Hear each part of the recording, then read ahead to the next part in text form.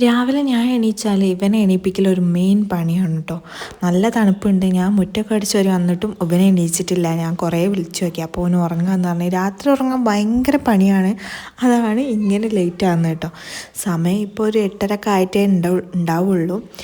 അങ്ങനെ ഞാൻ അവിടുന്ന് മോനെ എണീക്കുന്നില്ല എന്ന് കണ്ടപ്പോൾ വേഗം പോയിട്ട് പല്ലും പിന്നെ മുഖമൊക്കെ ഒന്ന് കഴുകാമെന്ന് വിചാരിച്ചപ്പോൾ എപ്പോഴൊന്നുമില്ല, എപ്പോഴെങ്കിലൊക്കെ നമ്മൾ ഫേസ് വാഷൊക്കെ ഇട്ടൊന്ന് മുഖം കഴുകും കേട്ടോ. ഇപ്പം ഈ ഇടയായിട്ട് ഇവിടെ വന്നാൽ ഇങ്ങനത്തെ ഓരോ അൽക്കുലത്തെ പരിപാടികളൊക്കെ ഉണ്ടാവും. അവിടെ നിന്ന് ഇങ്ങനെയൊന്നുമില്ല, വെറും പല്ലേച്ച് മുഖം കഴുകി പോകലാണ് പതിവ്. അങ്ങനെ വീട്ടിലുള്ള എല്ലാവരും പോയിട്ടുണ്ട് കേട്ടോ. ഞാനും മോനും മാത്രമേ ഉള്ളൂ കേട്ടോ. ഇനി അനിയത്തി ക്ലാസ്സിൽ പോയി, ഉമ്മച്ചി പണിക്ക് പോയി, നാത്തൂനും ജോലിക്ക് പോയി, ഏട്ടനും ജോലിക്ക് പോയി, ഉപ്പച്ചിയും ജോലിക്ക് പോയി കേട്ടോ. അപ്പോൾ എല്ലാവരും ചായ കുടിച്ചതിന് ശേഷമാണ് ഞാൻ ചായ കുടിക്കാൻ പോകുന്നത്. ഞാനും മോനും കൂടിയുള്ള ചായ കുടിക്കാൻ. അപ്പോൾ ഇന്ന് ദോശയും ചിക്കൻ കറിയാണ് കേട്ടോ. അപ്പോൾ ഞാനത് എടുത്ത് വെക്കുന്നതിന് മുന്നേ ഞാനിതാ ചായ ചൂടാക്കുന്നുണ്ട് കേട്ടോ. രാവിലെ വെച്ചതല്ലേ, അപ്പം കുറച്ച് ചൂടോടെ കുടിക്കുന്നത് എനിക്കിഷ്ടമാണ്. അതുകൊണ്ട് ചായ ചൂടാക്കുമ്പോഴാണ് ഒരാൾ എണീറ്റ് ഇങ്ങനെ വരുന്നത്. അങ്ങനെ ഓനെയും വേഗം പല്ലേപ്പിച്ച് ചായ കൊടുക്കാൻ വേണ്ടി നിർത്താം കേട്ടോ. അത് കഴിഞ്ഞതിന് ശേഷം എല്ലാ പാത്രങ്ങളും ഉണ്ടാവും. ഞാനാണല്ലോ അവസാനമായിട്ട് ചായ കുടിക്കുന്നത്, അപ്പോൾ എല്ലാ പാത്രങ്ങളും കഴുകി വെക്കാണ്. അങ്ങനെ ഞാൻ കുടിച്ച പാത്രങ്ങളും കറി ഒഴിച്ച് വെച്ച പാത്രങ്ങളൊക്കെ ഉണ്ടാവും. ബാക്കി ഉണ്ടെങ്കിൽ ചെറിയ പാത്രത്തിലോട്ടാക്കിയിട്ട് ഞാനങ്ങനെ കഴുകി വെക്കും കേട്ടോ. എനിക്കങ്ങനെ വെക്കുന്നതേ തീരെ ഇഷ്ടമല്ല. അപ്പോൾ അത് അവിടെ നിന്ന് കിട്ടിയ ശീലമാണ്. ഇവിടെ നിന്ന് അങ്ങനെയൊന്നും ഇല്ലായിരുന്നു കേട്ടോ. അവിടെ നിന്ന് നമ്മൾ കുറേ പഠിക്കുമല്ലോ.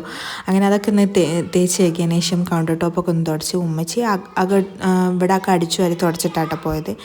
അപ്പം ഇവിടെ തുടക്കേണ്ട ആവശ്യമില്ല.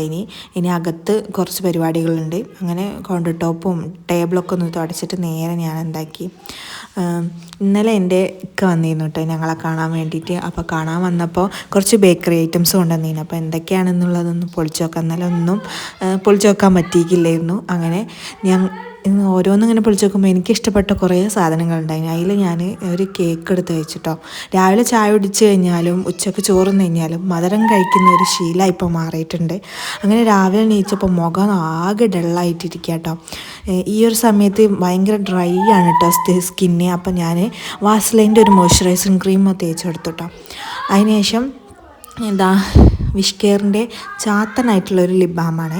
വിഷ്കെയർ അല്ല കേട്ടോ, ഞാൻ ഓർഡർ ചെയ്തിട്ടുണ്ട്, ഉടനെ വരുമെന്നാണ് എൻ്റെ പ്രതീക്ഷ. അങ്ങനെ അതും ഇട്ട് കൊടുക്കുന്നുണ്ട്. ഇപ്പോൾ നമുക്ക് 9 month ആയില്ലേ.